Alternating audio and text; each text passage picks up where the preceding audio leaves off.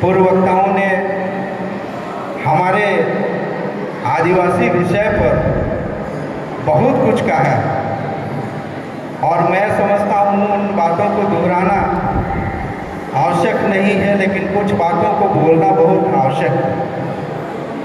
हम आदिवासी हैं। अब हम आदिवासी को कैसे परिभाषित करेंगे?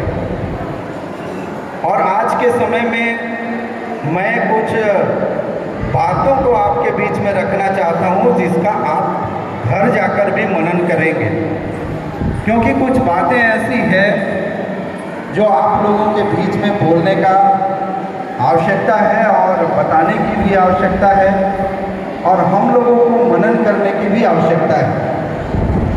हम आदिवासी हैं।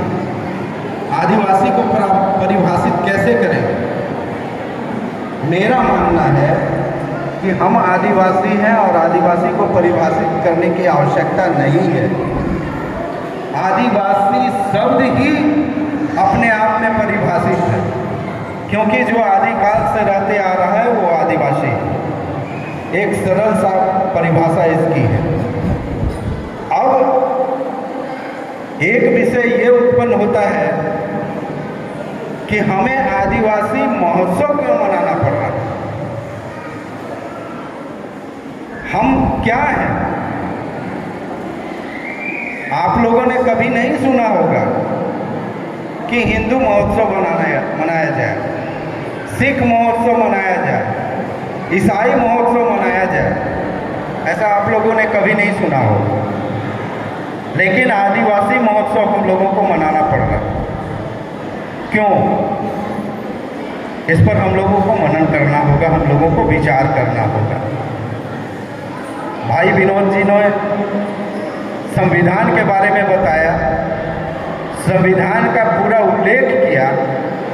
कई एक्ट, कई कानून हमारे समाज के लिए बने हैं, आदिवासी समाज के लिए बने हैं, लेकिन मैं व्यवहारिक रूप से आप लोगों के बीच में आना चाहता हूँ कि आज हम लोगों की स्थिति क्या है।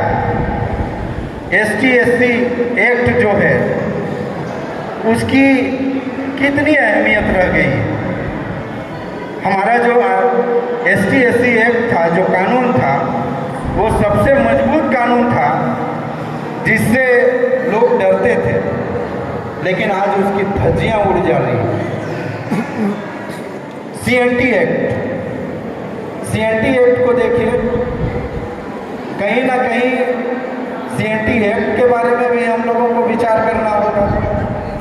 हम लोगों के लिए, विकास के लिए जितने कानून बने हैं उनके लिए हम लोगों को विचार करना होगा, और इसमें युवा वर्ग और जो अगुआ वर्ग है वो नहीं करेंगे तो कौन करेंगे? गांव देहात में ऐसे अभी भी ऐसे नीडी लोग हैं जिन्हें इन कानून से, सरकार के व्यवस्था से कोई मतलब नहीं। आज महोत्सव के रूप में हम लोग मना रहे हैं, लेकिन विचारणीय विषय है कि आदिवासी एक वस्तु बनकर रह गया है जिसको मनाने के लिए पूरा विश्व हम लोगों को बाध्य कर दिया है। क्या हम मनुष्य नहीं हैं? क्या हम मानव नहीं हैं? हमारे लिए क्यों महोत्सव मनाया जा रहा है, विश्व दिवस क्यों मनाया जा रहा है? हम लोगों को एक जगह फ्रीज कर दिया जा रहा है। बहुत से कानून को संशोधन की आवश्यकता है। CNT एक्ट हम लोगों को फ्रीज कर रहा है। फ्रीज मतलब एक जगह स्थापित कर रहा है।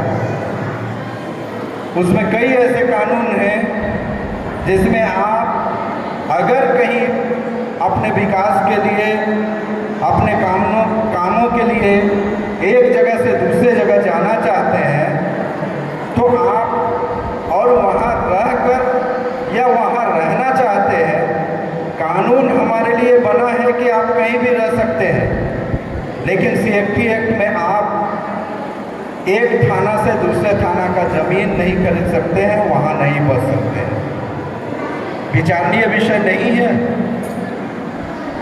CNT एक्ट का उल्लंघन कौन कर रहा है? हम खुद कर रहे हैं, और करना पड़ रहा है, मजबूरी में करना पड़ रहा है। हमारे बच्चे रांची में नहीं पढ़ सकते, हमारे बच्चे दिल्ली में नहीं पढ़ सकते।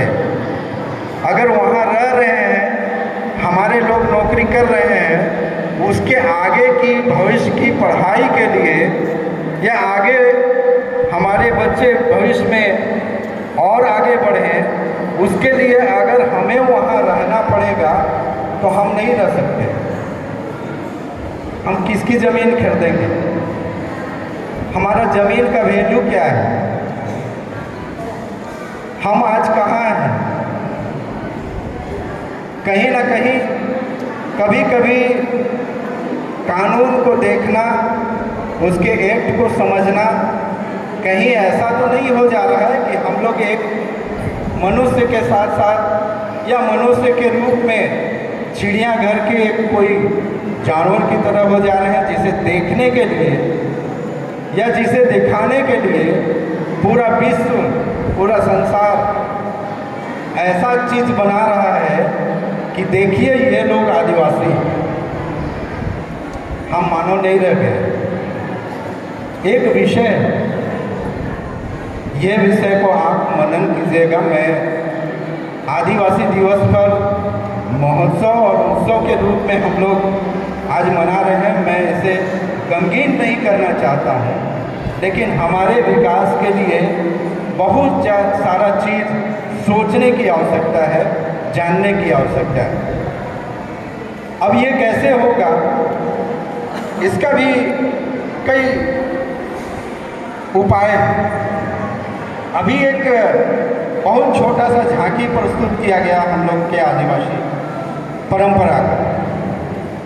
मैं एक कार्यक्रम में गया था, तो हमारे स्वागत में इसी प्रकार की एक प्रस्तुति दी गई, जिसमें धान बुआई से लेके धान की कटाई और कटाई करने के बाद में उसकी मिसाई होती है, मिसने के बाद में जो अघन के रूप में हम लोग मनाते हैं, जो खुशी मनाते हैं, वो नृत्य के माध्यम से प्रस्तुत किया गया था।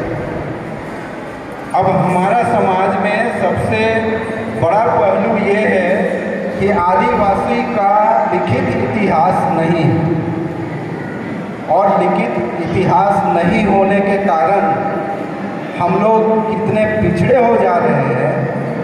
ये आगे आने वाले समय पर अगर हमारे नौजवान बच्चे इसको समझ पाएँ तो समझेंगे।